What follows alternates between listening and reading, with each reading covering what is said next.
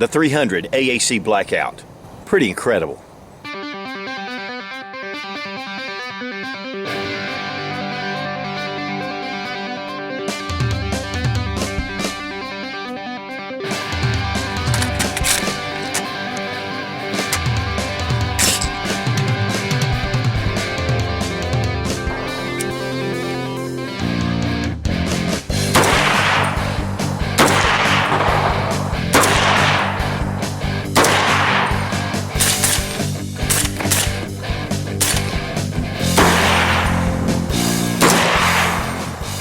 I recently built a brand new AR-15 from the ground up, and while I was trying to decide on all the different parts, I decided on going with a different caliber.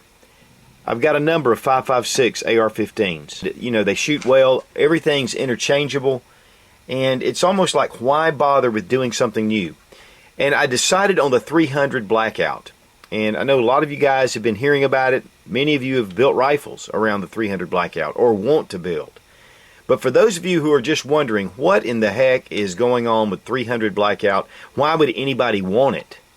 We're going to talk about it, and we're going to look at all the different reasons why the 300 Blackout, I feel, is the future of the AR-15. And for that matter, for modern combat. There's been a huge debate between the AR-15 and the AK-47 and what's most effective.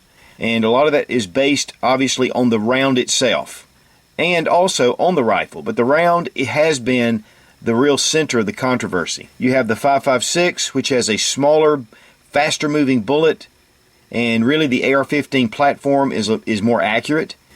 But then you have the AK-47, which is durable and is very reliable, and the 7.62 by 3.9 is a heavier bullet and greater knockdown power.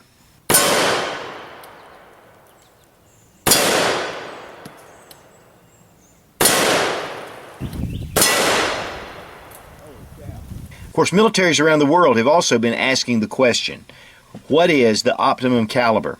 And is there something that can replace these two calibers? The 5.56 has been around since the early Vietnam days. Then the AK-47 has been around since the late 1940s.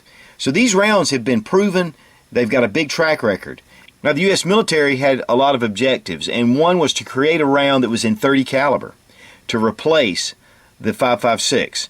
What's really unique about this whole situation is the Russians going from the 7.62 by 3.9 to the 5.45 by 3.9, going more closely to the NATO round. But yet NATO is moving more toward the AK-47 round. Looking at a heavier projectile was a very important part of it, and a .30 caliber and an M16 M4 platform.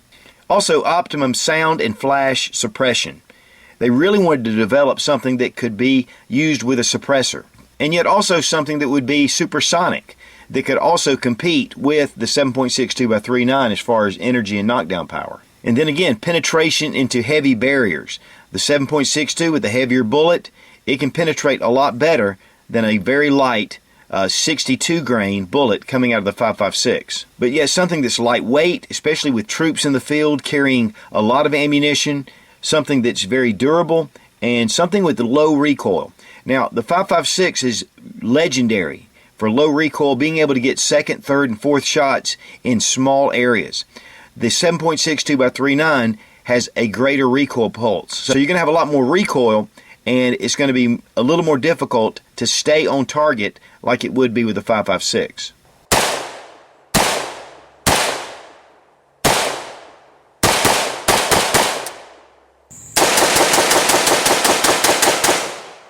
And it obviously needed to be mechanically reliable and better ballistics than the 5.56 and the 7.62 by 3.9.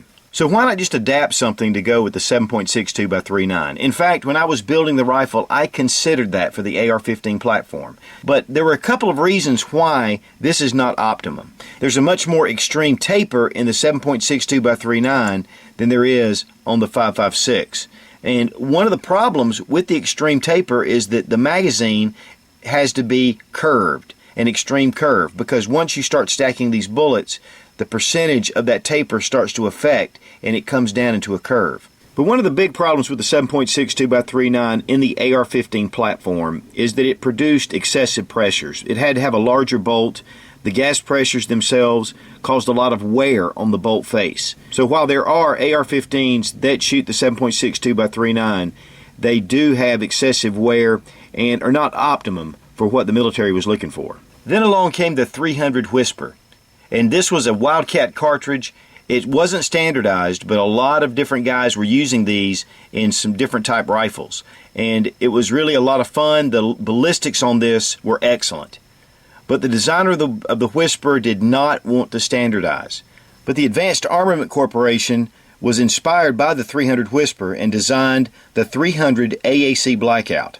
And AAC stands for Advanced Armament Corporation. Using the same brass as the 5.56 NATO, they were able to design a 30 caliber bullet that was really incredibly effective ballistically. And once they developed this cartridge, they standardized this with SAMI specs. And what SAMI specs does is that it standardizes the cartridge. It gets all the measurements and everything is a standard.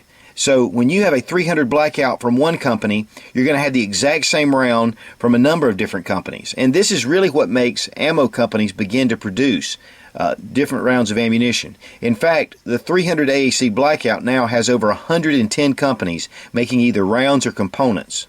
So the Advanced Armament Corporation got the SAMI approval on January 2011. In October of 2011, the USPSA Multi-Gun National Championship was won with a rifle shooting 300 AAC Blackout.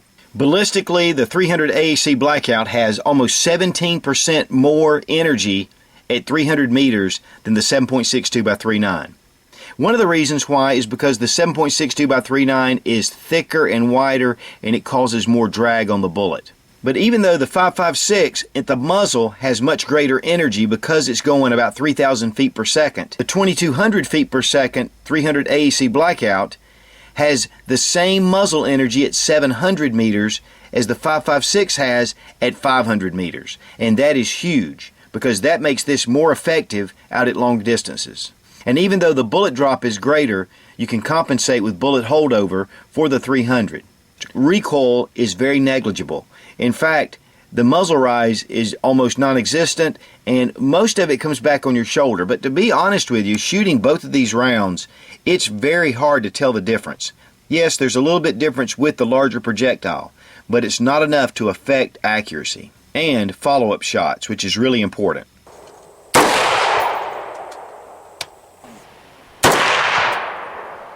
But there was another advantage to the 300 Blackout, and that was it could be made subsonic without changing the gas system. Here we have our two cartridges. This is your 5.56 by 4.5, and this is your 300 AAC Blackout. Both of these cartridges are based on the 223 case for the parent case.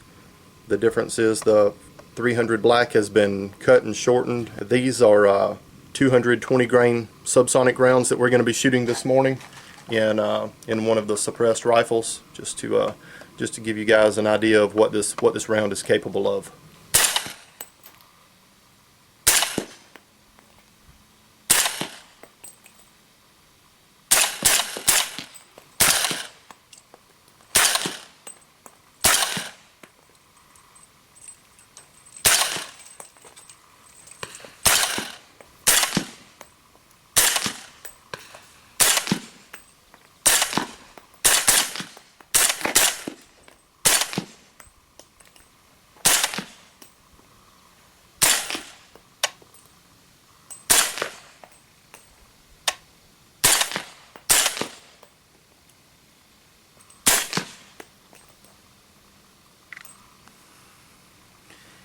It's funny, you can hear it hitting the berm, and then when this thing stopped, it was like, Mm-hmm. That's just because you're not hearing all the muzzle blast. Yep. The sound of that bullet hitting the berm it's as loud as the gun. Yeah. Yeah, thunk. Mm-hmm. Thunk. It's a kind of a sweet sound. It is. So the 220 grain subsonic 300 Blackout goes at about 1,010 feet per second with 500 foot-pounds of muzzle energy, compared to the 9mm 147 grain bullet that's going at 877 feet per second, and the muzzle energy is only 269 foot-pounds. So you've got a subsonic close quarter combat round versus another subsonic close quarter combat round with much more effectiveness. Plus, the 300 AAC can be fired from a 4.5-inch barrel with decent ballistics. So even listing all of these great features, the only thing that needs to be changed in a standard AR-15 rifle is the barrel. You change the barrel, it already has a gas port set for the 300 Blackout, and then you put your gas tube and gas block like you would on your 5.56, and then you would need a different muzzle brake. Other than that, the rifle is the same. Magazines are the same, the bolt's the same, everything's the same. It made it a real easy decision.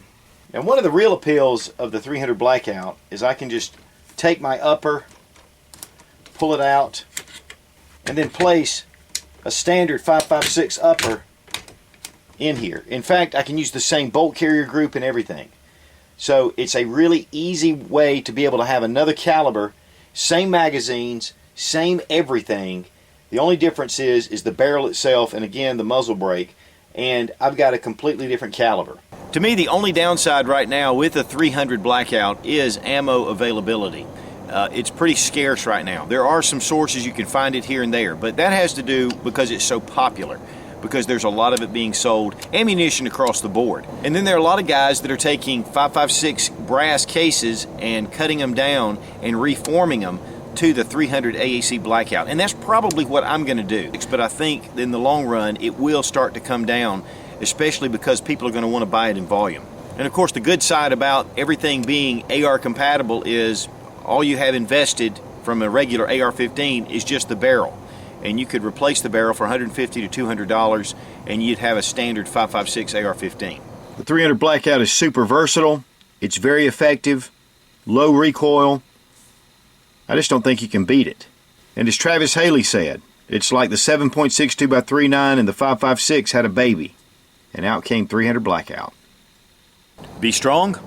Be of good courage. God bless America. Long live the Republic.